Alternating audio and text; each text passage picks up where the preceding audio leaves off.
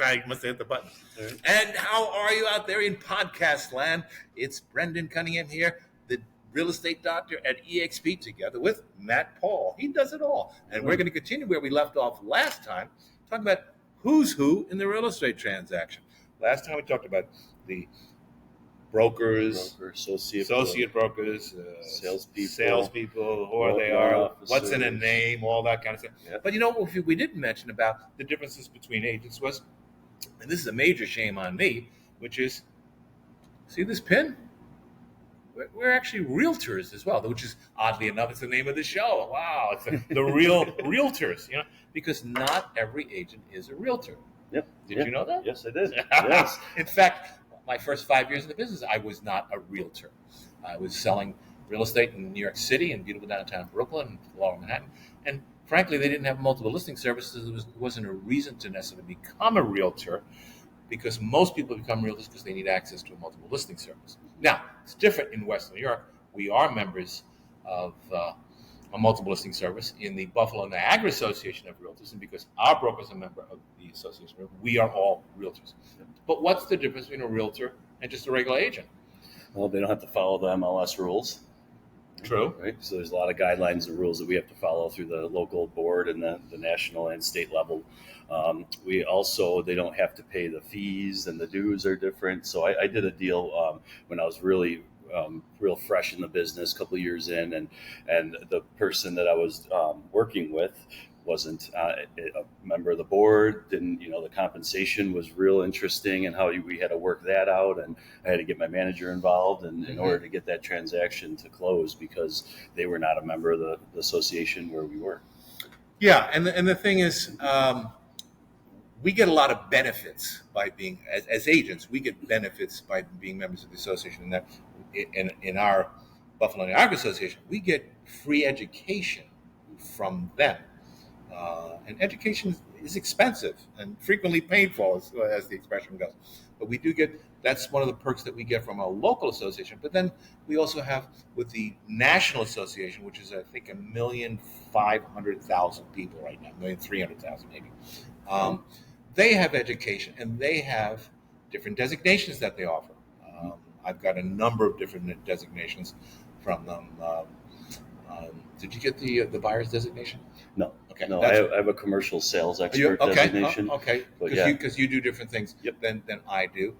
So I might defer to you in those transactions. But yeah, I have at home with diversity designation. I have senior residential specialist, military designation. So I have more expertise in other areas.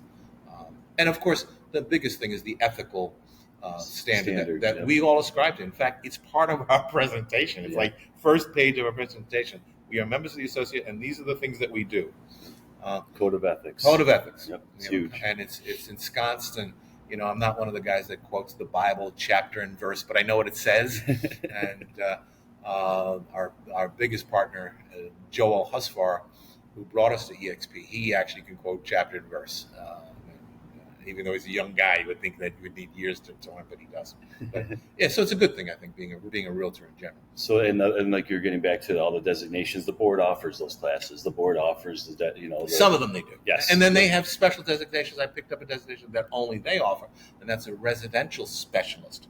Now, there's a certified residential specialist that the Association of Realtors has as a designation, and you get that after you get the what's the other one? The first one. The GRI. Okay. Yep. Which my friend Tom Cusack always refers to as, well, is it the upper GRI or is it the lower GRI? It stands for the Graduate of the Real Estate Institute. It's like 5 or 6 courses, and that allows you to take it. So there's a lot of education that happens. Absolutely. Hopefully with your agent. You want somebody that's good. And and hopefully education makes them better. And what is also good, you're a teacher at the board. So I am. I'm on the faculty at the association, as is Lori Adams. She was just named president-elect of the association, and she's a past associate realtor of the year, as am I. And she's pretty good. And it's good to have the teachers, actually practitioners, and we working do in the field. Yeah. And contrary to what they say, those that cannot do teach. I still do. Yeah. Okay. And teach. And teach. I don't do as much as I used to, but I do. I still do, and I have a very concentrated book of business. But having said that, I came across something this morning that I thought was worth sharing because I thought it was interesting. Fastest segment of the population. Where are they moving to? The opposite of what I thought. It's the opposite of what you thought because you're using experiential information Yes, as opposed to statistics. Both are correct. They're both snapshots, but you're taking a snapshot of that side of the field, and they're taking a snapshot of this side. But what they said was, year over year, 16.1% of the American population are moving to cities. Are you in a city? Are you in a city? Yep. You're in a city? What city are you in? I'm in North Buffalo. Oh, you are? That's right. That's right. You're in South Buffalo. And I'm so in we're on South the Buffalo. opposite ends. And what's interesting about the city of Buffalo is there's North Buffalo, there's South, and they couldn't East, be more West, different. They couldn't be more different. Nope. You know, Nope. Culturally and everything. I was disappointed when they didn't officially designate North Buffalo as Little Italy. Yeah. Because that's really like a Little Italy. It sure is. Much more so than the Little Italy in Manhattan, which is really, it's like half of a block. It's Ferraro's and one other coffee stand, I think. Now, you go to the Bronx, they have, what's the name of the street up there? But that actually is a Little Italy. Jefferson Avenue, something like that? I think so. So South Buffalo is where the Irish people are. Yeah. And North Buffalo is where the Italians. And since I'm half Irish and half Italian, I can spend time in either. Yeah. But Yep. Yeah, so they're moving to cities, and why would that be? Yeah, again, my clients, and from my experience, I have more people moving from the city to rural areas. But I think if you wanted to move from rural to the city, you're looking for more conveniences. You're looking for easier access to entertainment, shopping, interstates. Everything runs right all from of that one city. stuff. Yeah, and unfortunately, and this is where I think the city thing. And I know I've lived on a farm when I first moved up from New York City, where I'm from. I bought a 30-acre horse farm. I was like Little Joe on the Ponderosa. I've also lived in a townhouse, so I know about HOAs. I've lived in apartments. I've lived in single-family houses that were new, single-family houses that are old, and and now I'm back in a city, and I think for me personally, I'm most comfortable in a city. It's just my wiring. However, I could live anywhere. That I'm pretty flexible. Well, how many people growing up in New York City did you know that couldn't live anywhere else, or said that this is the only place for them? 90%. Right? And unfortunately, the worst part about that was 90%. Well, not 90%, but it's a very high percentage of the people in New York City can never buy. Yeah. They just they're priced out. They're priced out. They've been priced out for generations. And they don't even think of themselves as having a possibility. And that makes sense. If you're trying to buy a co-op and it's $1 million, unless you're selling cocaine, how do you do that? Yeah. As a first-time buyer? It's just, and I'm not endorsing selling cocaine. I've got some people out, you started to encourage it. No, not gonna. But yeah, that's a harder market to break into. Yep. As opposed to here, the flip side in Buffalo, which is the hottest market in America, according to Zillow, as we know. Yep. You can. Now, I know people are saying, well, it's really expensive. It's much more expensive than it used to be. Yeah. We can't disguise that. We're not going to lie to you. But it's still easier here and possible here, where in other places it's not. It just isn't. Yep. So that could be another reason, affordability. If you are going from a larger property with acreage and a large house and you want to downsize and move into the city, most likely you're gonna do all right because the values in the city are relatively affordable. Relatively affordable is right, yeah. And of course, the further away from the city you go, there's pockets obviously. Generally speaking, the prices get lower and lower and lower. Mm-hmm. And once you get an hour outside of this city, prices are really low because you're into. Rural America. Yeah, absolutely. You got cows everywhere. Not dirt roads, but rural. No, but what's nice is you can get to civilization. It's not like you're in Kansas someplace where you could drive for hours before you get to a major city. Yeah, no. So I thought that was interesting. And again, when I say it's a good thing and a bad thing, the problem is you're too young to remember Pete Seeger, but he was a guy that was with Bob Dylan in those days. Okay. He was a contemporary, and he was a major tree-hugging liberal Musician. person, and I don't mean that in a bad way, but he had a song, "We'll all be a Dublin, a Dublin, a Dublin. We'll all be a Dublin in 32 years," because he wrote it in 1968. Sure enough, at the time, the population of the Earth was 3.2 million. Now it's closer to 8. Wow. So we did double. Yep. He was right, absolutely right. But unfortunately, his prediction was that the world would come to an end when that happened. The world did not come to an end. And what I find interesting is, like, when I drive from here to New York, and that 5.5-hour drive, because I drive fast, I got nothing but vacant land. Yeah. On both sides of the highway for hours. Yep. And if you look at the map of the world, Bangladesh, most people cannot find on the map. It's this big. It's like microscopic. It's so small. Right. There are more people living in Bangladesh, in the major city of Bangladesh, which I can't even tell you what it is, than in all of the Russias. Really? Which goes from Vladivostok to St. Petersburg. That's massive. It's this little speck versus that. And it's because everyone wants to live in a city. Tokyo, 22 million, 25 million. I think it's crazy. Yeah, I mean, China's the same too. Oh, yeah. That's major cities. And oddly enough, the whole thing about cities, the meaning of the word civilization is the ability to build cities. So it seems like everyone wants to be kind of close to a city. Not necessarily a good thing or a bad thing, but it's an is thing. Yep. Yeah, and the statistics obviously show that. The statistics show that. However, we have forces at bay here where we can now have remote jobs. Now, I know they're trying to change that a little and get people back to work, but you know what? That genie's out of the bottle. There will always be people that want to or will insist on having some sort of a job where they can work remotely. Yep, at least part of the time. I agree. And absolutely. You know what? I cannot think of a better place to live for that scenario than Western New York. Yeah, absolutely.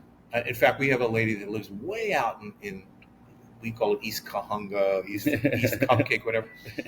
It's easy, an hour and 15 minutes from downtown Buffalo. Does very well for herself. Yeah. Does a lot of what we're doing here, does a lot of things online, and she can do a lot of her business remotely. One of the blessings in the real estate business is agents can do a lot of work remotely now that they weren't able to do years ago. Due to all the tools that we have. At EXP, we have every tool. Imagine we have so many tools. I mean, I'm still trying to figure them out. Yep. But yeah, so changing times, changing dynamics, changing demographics. It won't all be good, but most of it, I think, in the long run, will be good. Yeah. You know, yep. I'm confident. I'm confident. I'm optimistic, and I just heard today that the interest rates got lowered to the lowest rate in this year. Okay. Since January 1, they're at the lowest that they've been, but they're still just under that 7 mark. Yep. 6.8 or something like that. Yep. The interest rate is interesting. It's just interesting information. It's not. It shouldn't stop you from buying a house. Well, I can't. Hey, you know what? Figure it out. You know, yeah. I mean, the prices are going this way, and the interest rates. I mean, you just got to get on the train. Yep. Absolutely. Because otherwise, you're going to be like those poor people in New York City that will never be able to buy. Yeah. You know, and I know if you're in New York, you say, "Well, I can do it." God bless you. Yeah, absolutely. You know, and when I tell the story with me, and they say, "Well, it was different years ago." It was just as hard for me years ago. In fact, in many respects, the market when I got in with the interest rates at 14.5%, it was the same conditions that we have today. It's just different parameters. It was still almost impossible to buy at 14.5. It's impossible to buy. What was for your first purchase out there? How much did that cost? It was a $65,000 house. Okay. But it was at 14.5% interest. Yeah. Wow. You know, so you start doing the math. If you're we have a lot of guys that are locked in at like 2 and 3. Yep. Multiply your payment now times 7. Yeah. Right. You know. Whoa. I don't care what the price was. If I multiply by 7 or 6, it's going to be changing dramatically. So my payments were essentially the same as what they would have been today with the change in the salaries and in the prices. So it was just as hard then. And there were fewer agents in the business back then because it was so hard. You know, and we're seeing some agents leave the business today. Yeah. Oh, absolutely. Not a surprise. And part of it is because there was a certain laziness that I think got fostered in our business in the last couple of years, where you could kind of just put the sign on the ground and it would I don't want to say sell itself, but you didn't have to scramble as much to find a buyer. Absolutely. Yeah, you got to scramble a little bit today. Yep. And the biggest value I think that the listing agent has is is how to sort out the multiple offers. Yeah. And not leave money on the table. Absolutely. Because that could happen. Yep. We don't want to do that. So we talked about some of the other players in the business, and We talked about the lenders, loan officers, underwriters, processors. what does the appraiser do that the home inspector doesn't do? Oh, great. Great question. Why do I need both? Well, the home What's inspector. that all about? And why does the home inspection cost what it does, and the appraisal cost what it does, right? And typically, from my experience, an appraisal, it can be 15 to 20 minutes, where a home inspection is multiple hours, depending on the size of the property. And the home inspector is going to go in and really dig in. They're going to go on the roof. They're going to crawl in the attic. They're going to take the faceplate off of the electrical box and see if there's double tap breakers. They're going to test for mold. They're going to test the outlets to make sure that they're grounded. The appraiser's not going to do that? No. Appraiser's going to come in. They're going to do visual checks for peeling paint, electrical line, just a few things that they're going to look at and flag if it's, if they're not up to current code, or if it's needs repair. Yeah. Here's the big difference in 25 words or less. The appraiser's there to estimate value, and the home inspector is there to recognize condition. And neither of these guys are pass-fail. Value is, it's worth $250 to $300 or whatever this number is going to be. He's going to come up with an actual number. But the home inspector, he's just saying, this is the condition of the roof, and this is what you need to know about 5 years down the road for deferred maintenance. You want to buy it? Okay, then buy it. You don't want to buy it? Then don't buy it. I don't know what to tell you. Third party, non-biased, both appraisers and inspectors. But because costs have gone up, between those two guys, you get probably close to $1,000 right there. At least, yeah. Most home inspections that I've because they started coming back around, they're $400 to $500. And then it used to be $175 too, but everything's gone up. Bread, eggs, they've gone up, and then the cost of the appraiser has gone up. I would debate how long they're in the house, because most of the appraisers, I know, 3 minutes, bing, bang, boom, 20 they're out was the door. generous. You're being a sweetheart. Yeah. But they do different things. Now, sometimes there's a little bit of a crossover in that the appraiser may cite some things and say, you need to get this fixed. Yeah. Getting back to when you were talking about being a VA, you deal with veterans. Or a VA or FHA appraiser, they're going to look at the house a little bit differently for their client, and they will flag things. And some of them we just know. We know them before.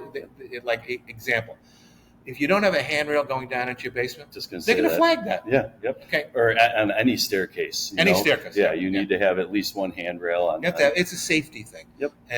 And part of the reason, especially in the basement, is this way the appraiser can prove he was in the house. Because otherwise, how would you know there was one? There wasn't one in the going to the basement. You can't guess that.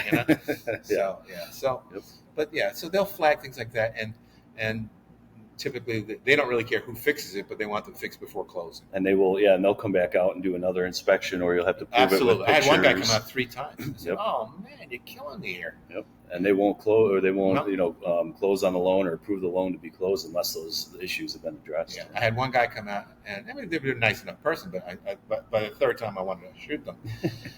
They wanted to put a handrail going up into the attic.